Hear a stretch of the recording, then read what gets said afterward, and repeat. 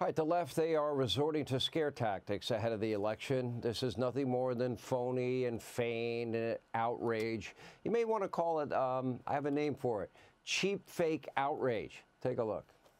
You said recently that you thought that you, as an outspoken critic, could be a target yourself. Some people think that sounds overdramatic, but I'm right there with you. I think that he is so vindictive that he will go after, however he has to, through the IRS maybe, or even, through sponsors to get us off the air maybe, or you. I think it's bad to have somebody saying, give me as much power as you can in this country so I can use it to go after other Americans. And I don't think anybody's safe if that's the sort of basis on which he wants to get more power. Remember, if Donald Trump wins, we are looking at the potential dissolution of democracy in the United States of America. It sounds nuts, but I wouldn't be surprised if this guy threw me in jail. Oh, it's nuts. Last week, conspiracy theorist extraordinaire Rachel Maddow saying she's worried that Donald Trump may throw her and other Trump critics in a camp, at a day camp, a sleepover camp. Not sure what she means. Meanwhile, a Texas man was just sentenced to 33 months in federal prison. He was threatening to kill Congresswoman Maxine Waters. As we consistently say on this program, let me be clear, that type of behavior is unacceptable. Every politician needs to be safe.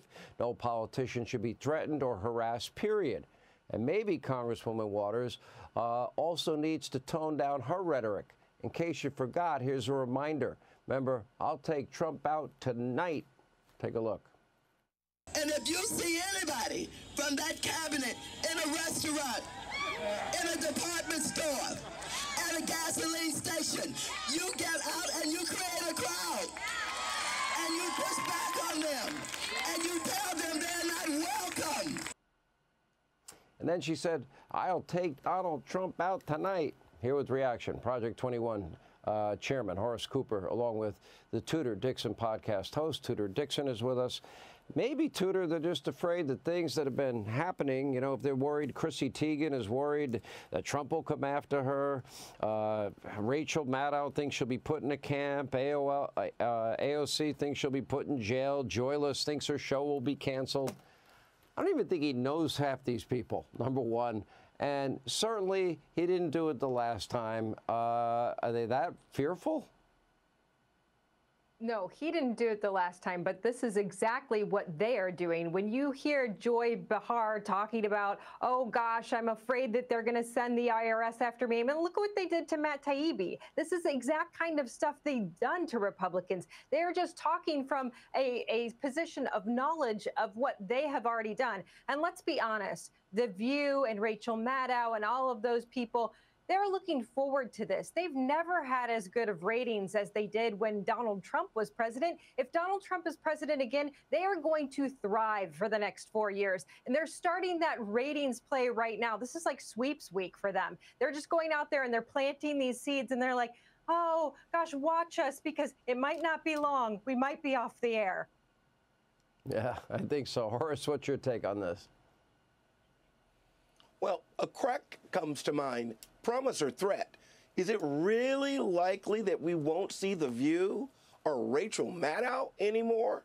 I mean, it's ridiculous that these shows right now, which are so pitiful, so sad, they only talk to a few fevered listeners, and the best thing they could have happen to them is to have a Republican president named Donald Trump elected to build up an audience again. The truth is this: we live in a society where the left projects onto the right things that the left has done. It is the left that targeted the New York Post. It is the left that said to AT&T, you've got some conservative programs on your cable network, you got to get rid of them. It is the left who punishes people who try to put books out that are critical, say, of how government is responding to COVID. It's not the right, it's the left. So this overheated rhetoric really needs to stop, and some of these folks need to look in the mirror. Yeah. Do you think it continues, Tudor? We're just going to hear more and more, you know, hyperbole. I think it's feigned, phony outrage. I think they know better, or maybe they do fear that the things that they have accepted happening to the right, a lot of it made up, will happen to them. I think as long as the polls are as close as they are, it does continue. But I think anytime Donald Trump is out there, there's this fake outrage and they have to continue going. But I think that what we saw with Maxine Waters is the perfect example of when you take it too far. And I agree that anybody who threatens you like that should absolutely get jail time. That is not acceptable. But she should also, as you said, watch her rhetoric. And they can push this too far. Even Rachel Maddow can push this too far, because this is not what the right is doing. I don't even think Donald Trump knows who she is or knows who Chrissy Teigen is. Just guessing. I'll ask him when we come back. Thank you both. Disturbing new updates.